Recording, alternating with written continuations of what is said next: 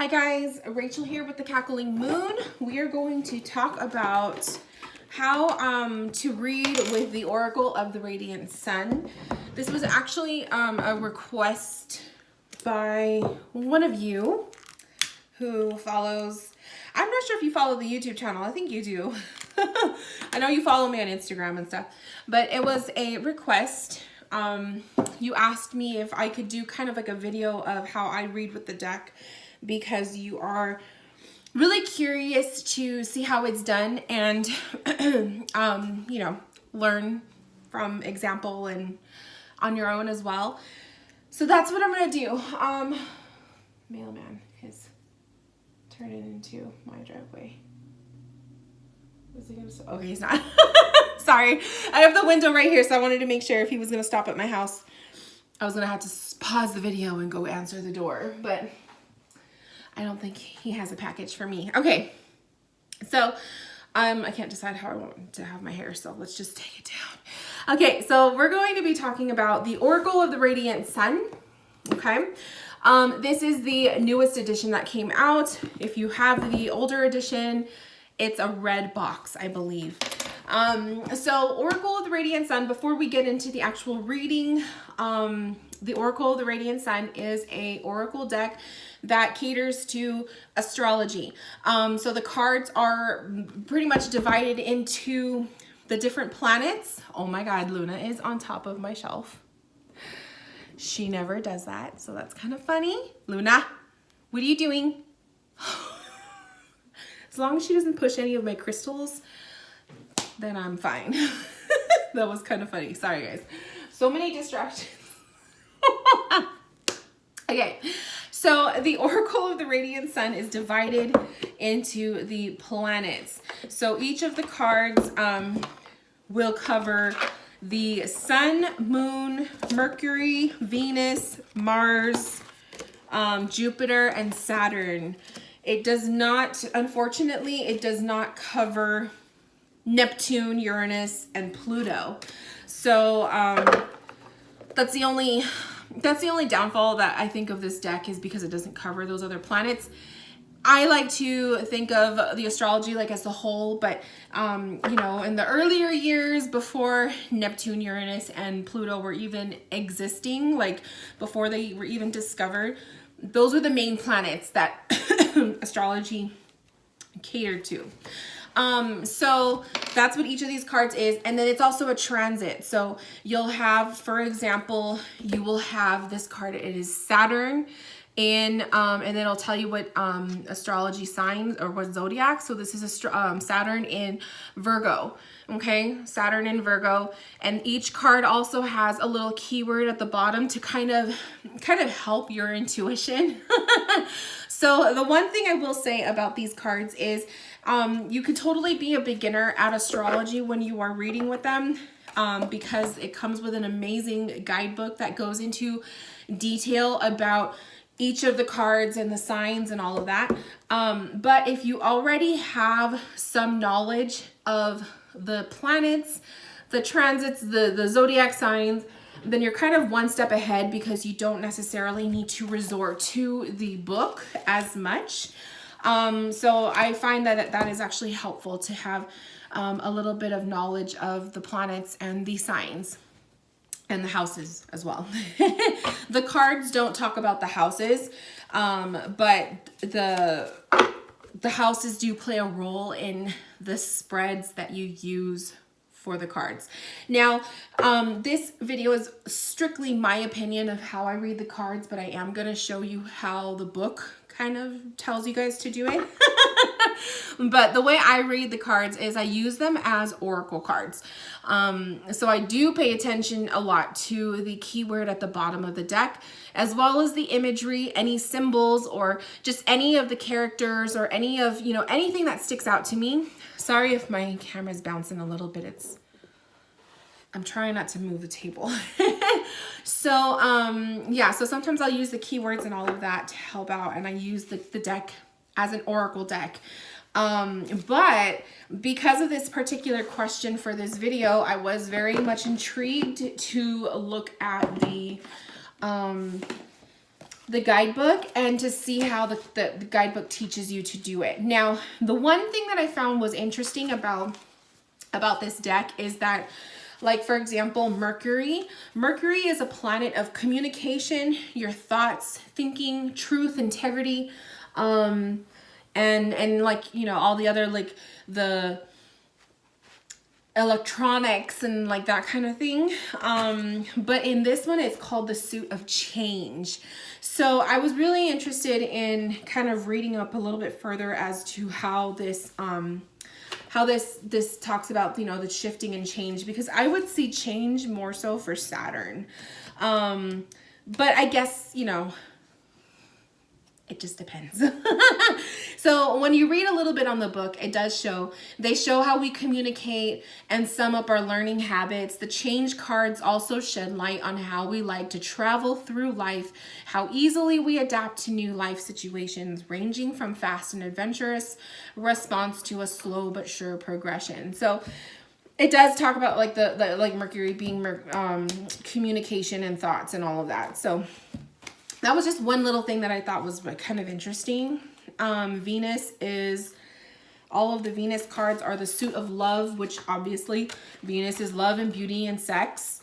Mars is the suit of action, totally. It's all about action, your motivation, your sex drive, and also the masculine. Jupiter is the suit of gains.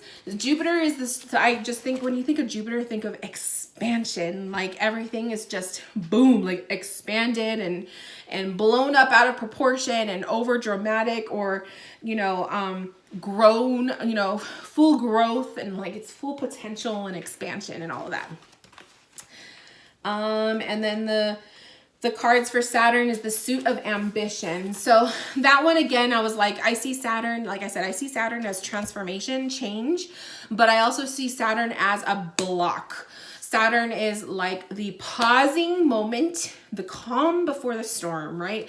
Saturn is that the energy of putting yourself in check, to be restricting things, to learn, to double check, and, you know, like to cross your, what do they say? Cross your T's and dot your I's and all of that, just to make sure that everything is in order before you proceed. That's Saturn energy. Saturn is also like a big block or obstacles or things that happen out of our control, which is usually like the universe's way of putting us in check so that we think twice and we just double check and we make sure we're good before we move forward. Okay. So Saturn can be a little bit challenging, but sometimes it's a good thing. So, okay, we talked about that. Mercury, the moon, the suit of security. I like that. Moon is emotions. So your security, to feel secure in life, but you're also the way you emotionally connect with others, your empathy and all of that. It says the moon represents receptivity, feminine drive. It helps define the way in which we assimilate experience and pass it on to others. The moon suit offers important clues to childhood of the subject of the reading. So this is where this guidebook is going to come in handy with kind of really diving in deeper with the cards. It's a juicy guidebook, I'll say that. The sun is the suit of fortune. So all of the good things that come into your life, I suppose, in a divinatory sense. It represents identity, so yourself and the body. It also represents the masculine drive in particular. The sun's movement through the 12 signs of the astrological zodiac and are the most potent suit in the pack. This is like the strongest. The sun is the strongest one. The sun is like, to me, the sun represents like your personality, who you are. You radiate, you know, how you stand out in the crowd, how you do things, but also your physical. So everything about the body, it could go into the health and all of that. But just like your identity, who you are, is the sun. So, okay, so let's tap into what the book says for doing a reading. They talked about the year reading. So basically using the cards, it's the sun year. So you are going to put the cards in, you know, In the astrology wheel, there is 12 houses, okay? Or there's also 12 signs, or there's 12 months in the year. So one way that you can read these cards is by putting them in a circle, right? To represent your year. And you can look at it in terms of what's to come, okay? What's gonna happen, what's you know, pretty much like a future forecast kind of a reading type of thing. So let me shuffle the cards. Let me move this camera to the table now so you guys can kind of see what I'm doing.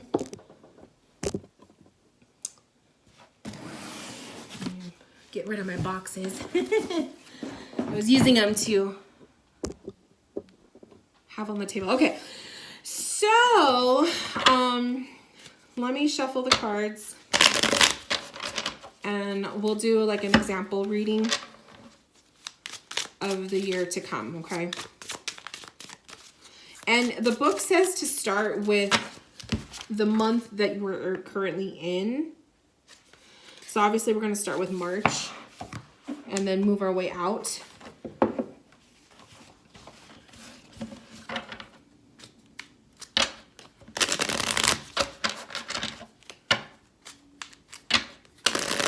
So if you have the deck, and you want to follow along, shuffle your cards, get ready, and we're going to just put them in a circular 12 cards in a circle, okay?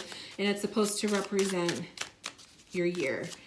Now, the spread also shows a 13th card in the middle, which represents the emphasis or the theme. So let me check to make sure.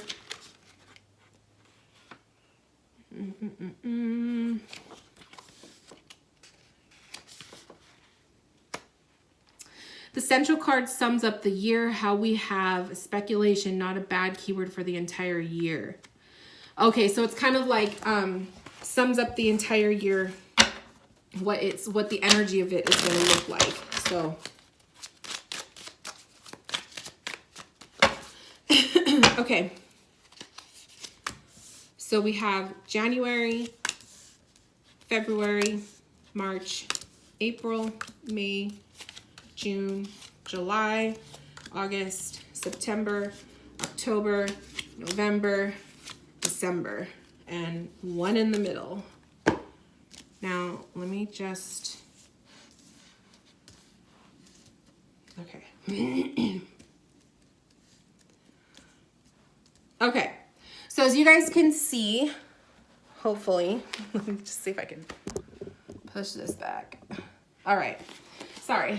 Please don't mind my delicious Starbucks drink that I shouldn't be drinking, but a girl's got to have something, okay? Okay. So we have our circular spread, and like I said, we're going to start with the month of March because we are currently in March. And then you're going to move your way outwards. Okay. So this is for me, figuratively speaking. So for the month of March, so this is January, February, March. So March, I have riches. I have Saturn in Capricorn. Okay. So as you can see, we have Saturn in Capricorn, riches. Now Capricorn's an energy of hard work, right? A Capricorn is a hard worker, but Saturn is also the planet of, you know, like I just talked about, putting blocks, right? And learning lessons. Now this actually kind of resonates because with March right now, this is a month where there was a couple extra expenses that we had to pay for, and we helped out my husband's parents paying a bill. So it was just kind of like unexpected expenses that we had to, you know, put some money out for. And so we saw a little bit less money than we're used to this month. And, you know, little expenses like stuff came up with the car and whatnot. So I could see why Saturn in Capricorn can be a thing. So for this month, I would say Saturn in Capricorn for the month of March is, you know, you may see some blocks, you know, money wise. You may see some, you know, some hardships with work perhaps. Or this could be also an abundance flow. Maybe you'll see the shift happen because it is a number 10. And I also take into consideration number 10 is the endings of cycles. Now, If you want to get really crafty, like let's say you love to read tarot cards too, you can also unite the tarot into this, you know, kind of a reading. So let's say like I was pulling some tarot cards to go along with each of the months. Then for example, let's say, okay, so for the month of March, oh, I got the Seven of Cups also with it. So the Saturn in Capricorn, the Riches card, Seven of Cups. This could be prioritizing, okay? Prioritizing the way I'm going to be spending my money this month, and be very careful with not overspending or spending outside of my means. Okay, so let's do another one for example. So April, I have Mars in Scorpio, revenge. Mars and Scorpio. Look at that. Look at that. He has like a head. He is holding someone's head up. Okay. So to me, revenge kind of reveals, you know, this Scorpio energy is very like no bullshit kind of a person. I think of Scorpios as like human lie detectors. They know when you're bullshitting them. They can see deep. They could see beneath the layers, right? And Mars is very much masculine energy. It's a lot of passion. It's a lot of action, okay?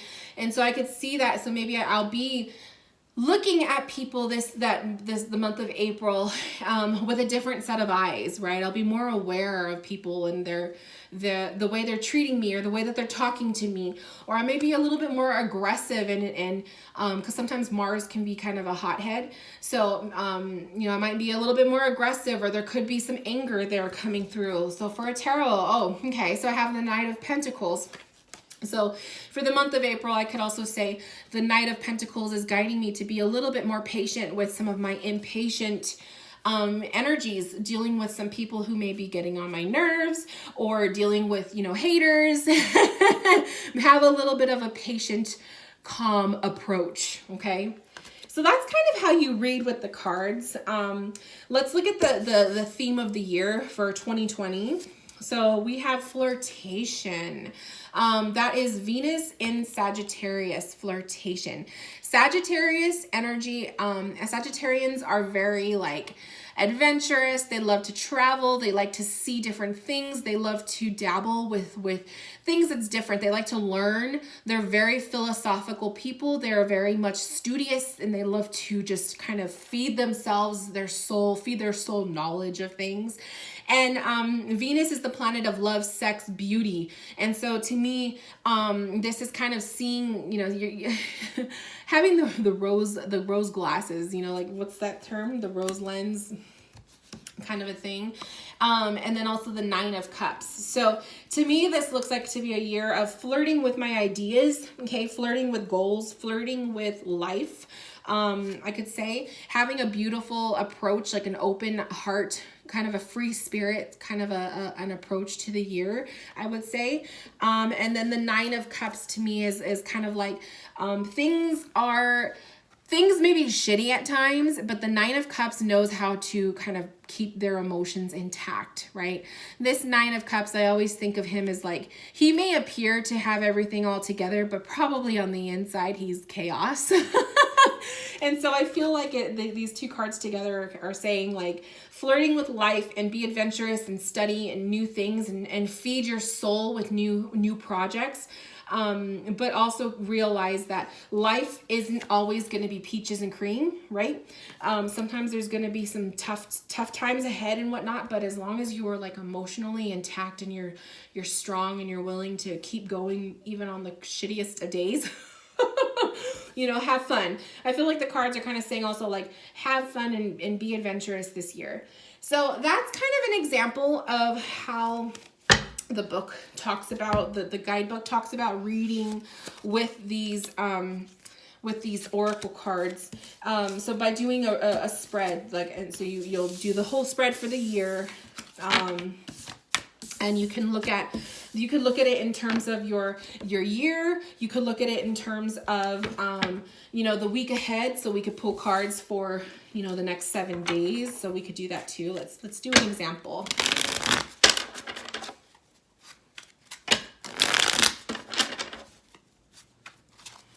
I like the idea of pairing a tarot card or a tarot deck with these cards, because if you struggle with the concept of astrology, the tarot cards really help to kind of bring the reading together. So I'm going to show you guys how to do that, because this is naturally how I would read with this deck. I don't really use tarot spreads unless I'm doing a birthday reading for a client, or if I just feel called to use a spread. Sometimes clients will ask a question and it's just, I feel like I need more structure with the reading versus a free flow. But personally, I love to do free flows. So if I wanted to look at my week ahead, some guidance for the week, you could pull 7 cards to resemble the 7 days. So we could have Monday, Tuesday, Wednesday, Thursday, Friday, Saturday, Sunday. I always think of Friday, Saturday, Sunday as the weekend. And then you could do the same thing too. You could pull tarot cards for each day, okay? Or you could pull 3 cards. I like to pull in 3s if I'm just pulling randomly. But I like the idea of pulling tarot cards for each day. So let's kind of see how this goes. Okay, so for the week ahead, for Monday, so this is talking about next week, right? So for Monday, we have Saturn in Taurus. This is ostentation. What the hell does that mean? I don't know. But Saturn in Taurus, Taurus loves the beauty of life. Taurus is very grounded. Taurus can be stubborn, but Taurus loves like being stable and secure, right? And to have Saturn in that, and then we have the Emperor, which is also about stability and security because he's a number 4 card. To me, this is saying Monday may be off to a rough start. I would definitely say that. Monday looks to be off to a rough start. There could be some difficulties with getting up early. There could be some difficulties with just feeling grounded that day. So if I would be reading for myself for a client, I would be saying, make sure that you are getting enough sleep ahead of time. You know, do the laundry over the weekend prior. You know, start prepping for your Monday ahead of time to give yourself, you know, some extra few minutes before you leave for work or school, so that you're not so stressed the fuck out. Because I see this as kind of like waking up already in a bad mood and just feeling a little bit more aggressive.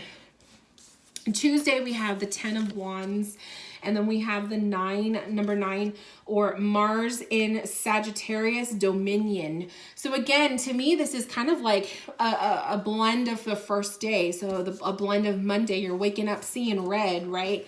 You're waking up in a bad mood, feeling a little bit aggressive and on fire. 10 of Wands kind of reveals that you could also be stepping into your day feeling like you just have so much work ahead of you and you just don't even know how to deal. And then the Mars in Sagittarius is kind of like you want to work out your aggression on somebody, or you may feel a little bit more aggressive and like picking fights or getting into fights. Like I'm not just utilizing knowledge of astrology, but also just looking at the image. I mean, to me, that just says aggression, right? And so you might be wanting to use your aggression in that way, but holding back and like, you know, not losing your shit at work. Basically, I would tell myself or the client, for Tuesday, try to put yourself outside, you know, like step outside, get a fresh air, breathe some fresh air, be out in nature kind of a thing. And especially if you feel like you want to get into a physical fight or an altercation with somebody, you need to divert that energy somewhere else. Wednesday looks with a 7 of Swords. This can be some bullshit at work, right? We could see 7 of Swords as like dealing with some lies or trickery or just manipulative people. And then we have Mercury in Gemini.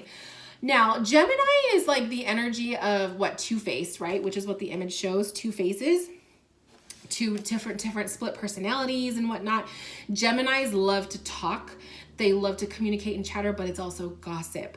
And what is with us, right? The 7 of Swords. So instantly I would be like, oh, this is like gossip in the workplace.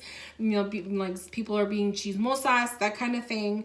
And so to me, this beginning of the week, I would tell my clients, this looks like a very, very rough week, you know, and so then you can pull extra cards for some guidance on what you could do to better your week and your experience and all of that. This is a rough week ahead. Just by looking at the rest of the tarot cards, I would say it looks to settle down by Friday, like Friday by Thursday. This is a lot of exhaustion. By Friday, we have Venus in Sagittarius, and that is flirtation. And then we have strength. So to me, it's kind of like Friday is like, oh, that breath of fresh air kind of a feeling. And flirtation could be focusing on your, you know, your social life now versus the work life. Work life looks to be stressful. So what are you doing on the weekend? Obviously, if I would tell a client if this is what their week ahead looks like, I would tell them Friday they better have plans to go out. You know, you don't have to go out and spend a lot of money, but at least get yourself out of the house. Socialize, go out with friends or somebody that you just truly admire with that Venus in the flirtation card. Someone that you truly admire, because being around someone's energy who is just uplifting and stuff like that will really shift your week. So this is another example of how I would read with this oracle.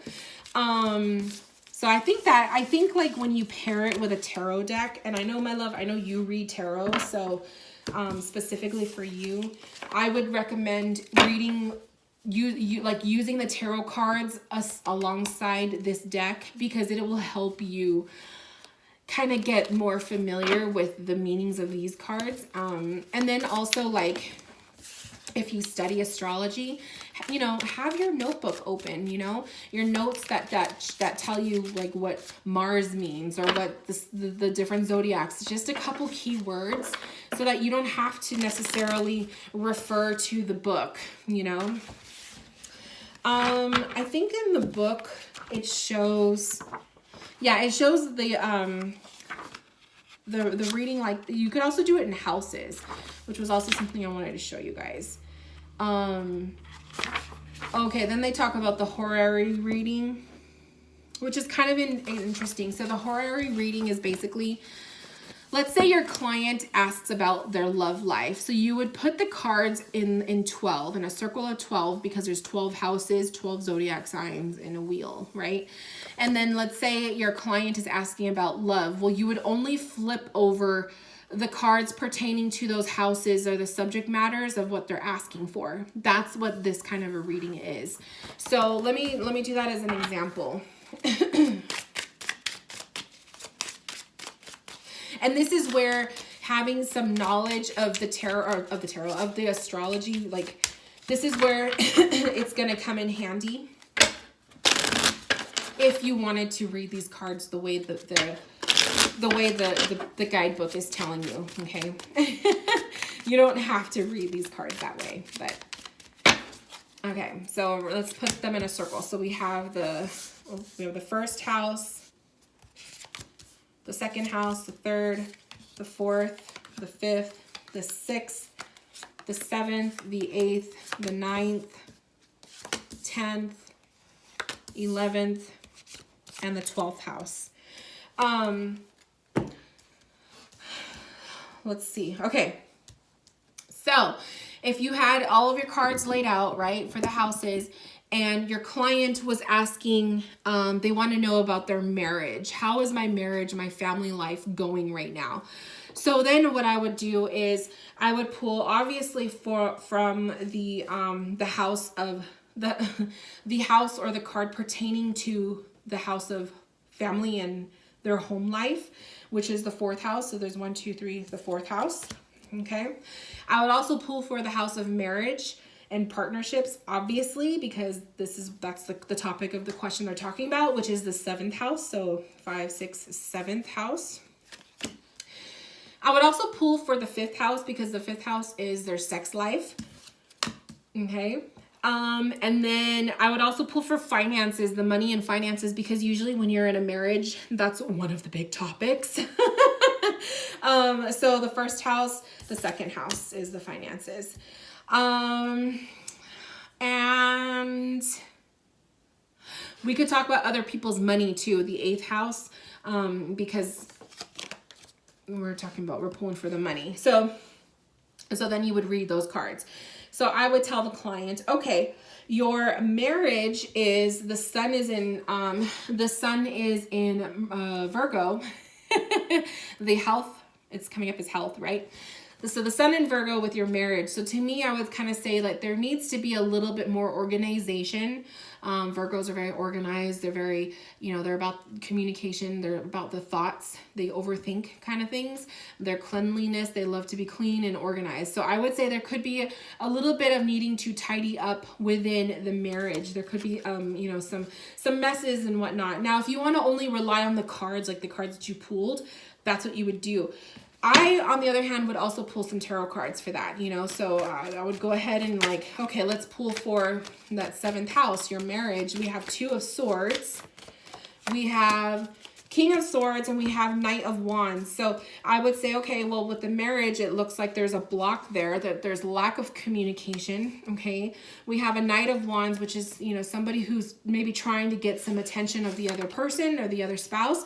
And the King of Swords can be kind of an ass, The King of Swords can be somebody who's not communicating clearly, or they're being too bossy, right? So that's kind of what I would start to say with that about the marriage. And then we're going to talk about like your home life. So that's the 4th house. 1, 2, 3, 4. The home life, right? So your home life, we're coming up with Mars in Libra.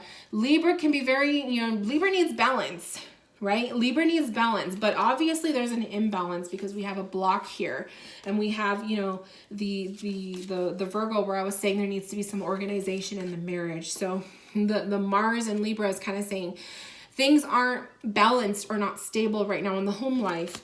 So then you can look at the sex life, and they have Moon in Taurus.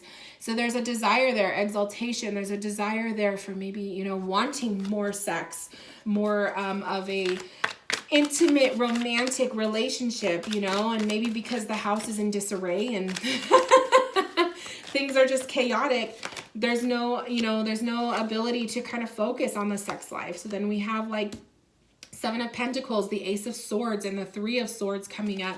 And so the sex life kind of is, it's boring, right? There's no spice in there. The Ace of Swords is kind of like, to me, I would see this as truth, and then matched with a 3 of Swords, I would ask that person, has there been messing around on the side happening, or is there like an emotional kind of like filling the emotional void going on with someone in the marriage? Like, who is stepping outside of the marriage boundaries? Because obviously this person is wanting some insight on their marriage. There's something happening, right? We have money, the house of money. We have Mercury and Pisces. Pisces likes to spend. They're very emotional spenders, right? Especially in the in the 2nd house. So one of them, could be filling their emotional void with spending money, and that could be a big issue when we would look into the other person's money, right? So the income here, we have Jupiter in Aries, enterprise. So someone is the breadwinner and the other person isn't. That's how I would see it. So to me, I would see it as like you're spending that person's money. That person is holding you as, they're being more resentful of you because of the way that you're spending money, but you're spending money because you're bored. And then also there could be some fixation on other people to fill those emotional voids in this marriage. So there's a lot of different ways you could dissect it, but this is kind of an example of the horary. I don't even know if I'm saying it right, of how you would do that reading with these cards. So really, really interesting. But I will say, if I didn't have knowledge of astrology, it would be very difficult to read the way that the book is teaching you how to read. So there's nothing wrong with looking at your guidebook when you're doing readings. I'm totally all for it. I do it myself sometimes. But I would say it would help to have some prior knowledge of astrology, or have a cheat sheet, like a couple keywords for each of the signs and the houses and all that, so that you can quickly look at it while you're doing the reading. So you're not stumbling over your words and whatnot. So, that's how basically you could read with the cards. And then there's also just the typical intuitive reading, which is what you guys see me do all the time. So let's say the client is asking for guidance on wanting to get the job, right? So that's usually a typical question people ask, is like they would like some guidance on, am I going to get the job that I applied for? And so I would say, okay, well, let's look. So I'm just going to do really quickly a 3-card spread. And like I said, I blend the tarot with my oracle all the time, so that's how I'm going to read it. Oh, okay. So the energy of this job that you were asking about, so we have Jupiter in Capricorn, we have control, we have Mercury in Sagittarius, discovery, and we have Venus in Capricorn, convention. So I would say basically, and then match that with the Hierophant, I would say that this job quest, like as far as getting the job, yes, I see that with the 6 of Wands. This is usually successes. And then we have abundance with the 10 of Pentacles. And then we have Hierophant in the middle. So what I would tell my client is that this job looks to be very, very promising, that it would be quite abundant in money flow, but there needs to be structure with yourself to be on the ball with this job. And I would say that with we have the control card coming up. We have convention, to me, which just looks like you're boxed in, right? But I feel like it's structure, and that is all Hierophant energy. So I would say you need to make sure you're getting to work on time, leave early if you have to leave early, that this job is going to be very stable and structured. It's a very structured position, okay? But there is chances and opportunities to discover new things about yourself that maybe you didn't know that you had in you, or that you didn't think you would ever be interested in and the future. Okay, because it's a 3 cards, so you could look at it as past, present, future. The future is looking to be quite abundant when it comes to payday. And that's how I would read it. So, you know, it's not that hard. I don't think it's that hard to read with the Oracle of the Radiant Sun. I just think that there needs to be some knowledge of astrology, or at least have a cheat sheet, like I said, but I don't think that it's that difficult to read for it, and you don't have to read it the way the guidebook is teaching you. Those spreads are kind of fun. Like, I kind of like that way of doing it, but if you like to just throw cards down and read that way, you totally can. You can even read other tarot spreads with the cards too. So you could do, you know, the past, present, future spread, or all of those other ones, you know, any spread, you can use any kind of cards for the spreads. So just have fun with reading your cards, and don't worry so much about the structure of the way the book says to do it. But I hope that this video was helpful for you guys. I hope you enjoyed it. If you have experience reading with the Oracle of the Radiant Sun, let me know how do you read it? What strengths and what challenges do you guys face with the cards? I really love this deck. I have the first edition, but I wanted to just use the newer edition for the sake of the reading, for the sake of the video, because the cards are much more brighter and vibrant. But yeah, so I hope this helped out. Let me know if you have any questions, comments, concerns. Leave them in the comments below, and I will talk to you guys soon. Bye, guys.